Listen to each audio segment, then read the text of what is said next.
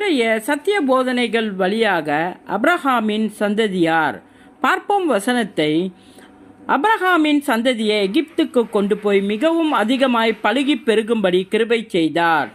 எல்லா எதிர்ப்புகளின் மத்தியிலும், பார்வோனின் கொடுங்கோல் ஆற்றின் மத்தியிலும், கொடூரமான சட்டங்கள் மத்தியிலும் அவர்கள் பழுகி பெருகி பெரிய சேனையாக மாறினார்கள்.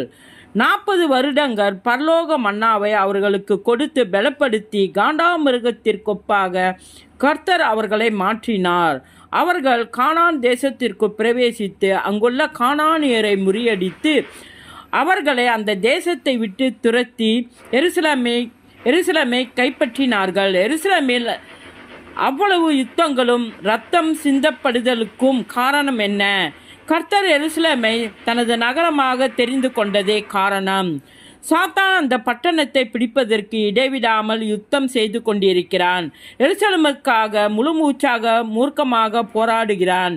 இன்றைக்கும் எருசலேமுக்காக நாம் ஜெபிக்க வேண்டியது நம்முடைய கடமையாகும். அவர் எருசலேமை ஸ்திரப்படுத்தி பூமியிலே அதை புகழ்ச்சியாக்கும் வரைக்கும் அவர் கிருபை செய்வாராக.